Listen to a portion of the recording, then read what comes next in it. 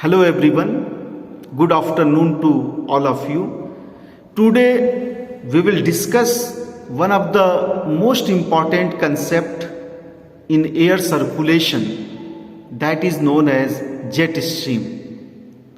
Jet stream is one of the important topics of the climatology and that used to come in various competitive examination as well as in undergraduate and the postgraduate courses of the geography. What is jet stream? And I know that as a student of geography, you might aware about the term jet stream. Jet stream is nothing but it is a type of air circulation. It is not at the surface or the ground level air circulation, but it is the wind that moves in the upper troposphere. Or you can also say that the strong and rapidly moving wind from west to east in upper troposphere or the lower part of the stratosphere is known as jet stream. This jet stream is also known as circumpolar whirl because it moves around the polar region in both the hemisphere in upper tropospheric part of the atmospheric structure. This is a very strong and very rapid moving wind that follows the direction from west to east. This circumpolar whirl or the circulation of the westerly jet stream is confined between the latitudes 90 degree north to 20 degree north, or you can also say that 90 degree south towards the 20 degree south latitude.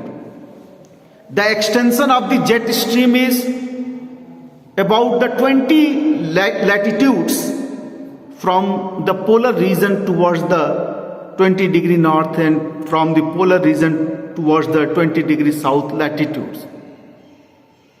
The movement of this strong flowing wind is recorded at the height of 7.5 to 14 kilometer in the troposphere. Or we can also define the jet stream in accordance with the definition given by the World Health Organization as a strong, narrow current concentrated along a quasi-horizontal axis in the upper troposphere or in the stratosphere, characterized by strong vertical and lateral wind shear. It means that there is a three-dimensional phases of the jet stream wind. It has the thousands of kilometers of the length. It has the width near about the 1.5 to 3 kilometers of the width are also there. Or you can also say that 2 to 4 kilometer width is there.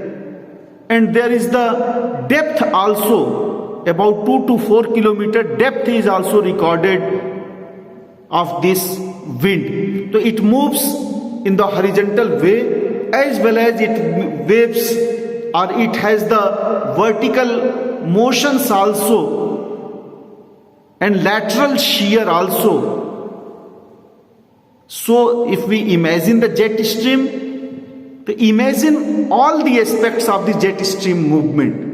It covers the thousands kilometers of the width around the circumpolar faces, around the circumpolar region. It has the vertical shear, the wave-like movement, as well as its lateral movement is also there in the jet stream. On an average, the velocity of the jet stream is 18 to 36 km per hour in both the hemispheres. These are also called as the circumpolar whirl because it covers the area around the polar region importantly. The vertical wind shear of the jet stream, it means that the vertical motion of the jet stream is about the velocity it covers, that ranges between the 18 kilometer to 36 kilometer per hour also. The lateral wind velocity is about the 108, about the 18 kilometer per hour. So, if the velocity of the jet stream is being asked in the examination, so in general we say that the velocity of the jet stream is 108 kilometer per hour combined. But the circulation path, the path of the circulation is wavy and meandering. It meanders as well as it makes the waves while its movement. The velocity of the wind is also not uniform in all the season. This jet stream is very stronger during the winter season and its velocity reduces in the summer season. So there is the seasonal changes of the velocity of the jet stream. It is more stronger during the winter season and the velocity becomes twice in compared to the summer season. The maximum velocity of the jet stream reached sometime at 480 kilometer per hour. The extension of the jet stream becomes narrow during the summer season when the sun passes towards the northern hemisphere and the sunlight is maximum at the Tropic of Cancer during the northern summer, and the summer season of the winters of the southern hemisphere has also the less velocity of the jet stream movement during the summer season of the southern hemisphere. There are about following types of the jet stream.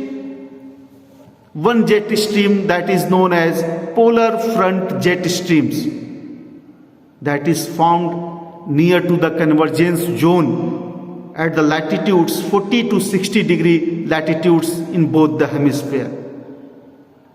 This is the zone of the convergence of the two different air masses, that is known as polar convergence zone. And above the polar convergence zone,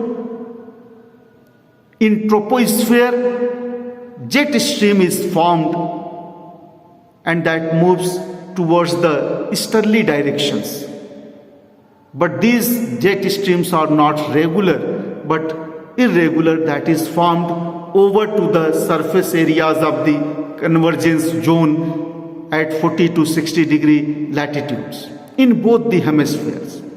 Second important type of jet stream is subtropical westerly jet streams. इससे पहले कौन सा jet stream पढ़े? Polar front jet streams. Next jet stream कौन सा है? सब tropical westerly jet streams. These jet streams move in the upper troposphere of the north of the subtropical surface, that is the high pressure belt of the world in terms of global pressure distribution. This subtropical high pressure belt is formed at the latitude 30 to 40 degree latitudes in both the hemispheres, and jet stream that moves above to the subtropical high pressure belt, and that is known as subtropical westerly jet stream. Their circulation is also from west towards the east, and it is most regular jet stream movement in this part of the subtropical high pressure belt and above it near to the upper troposphere layer. There is the tropical easterly jet streams, and that is very important in terms of the monsoon, and it influences to the monsoon circulations. That is known as the tropical easterly jet streams. These tropical easterly jet streams are developed in the upper troposphere above the surface easterly wind. Over India and Africa, these winds are formed during the summer seasons because of the intense heating of the Tibetan Plateau. These tropical easterly jet streams are formed in the Indian subcontinent region in Africa because of the very intense heating of the Tibetan Plateau, and that has the important role in the Indian monsoon and its mechanism. Lastly, the polar night jet stream and local jet streams are also formed. Polar night jet streams are also known as atmospheric subpolar jet stream, that is developed in the winter season only because of the steep temperature gradient of the stratosphere around the poles at the height of 30 kilometers. These are also very strong and known as the westerly circulation, having the very high velocity during the winter season.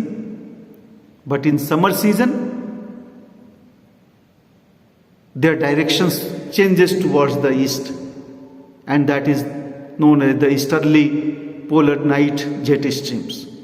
Local jet streams are also formed because of the local thermal variations and local pressure variations at troposphere and the lower stratospheric part.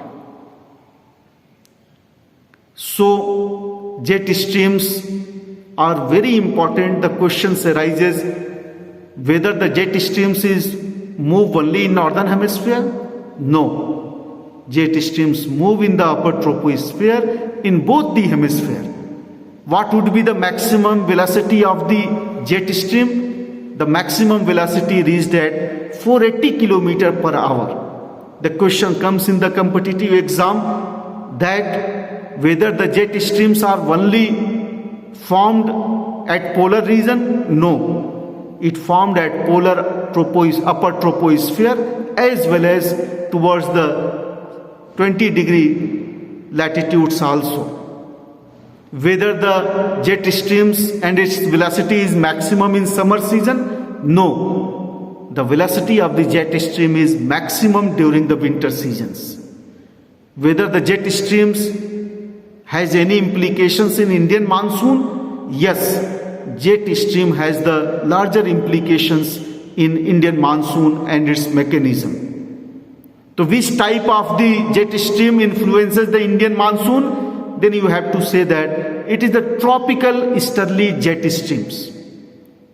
Or lastly, I want to communicate one thing, that this jet streams, that is the upper air circulation, upper air westerly circulations in the upper troposphere is recent developed during the Second World War, when the American forces, American jet airways were moving towards the Japan in opposite direction of the jet stream movement. Then they feel obstructions in their movement and the velocity reduces.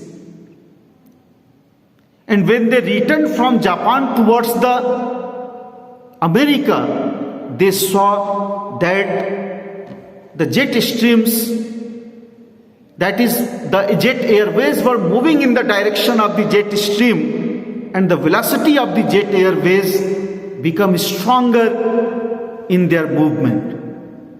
So we can say that later on when they came and they researched over the topic, they discovered about the upper air tropospheric, upper tropospheric jet stream and its circulation in their study.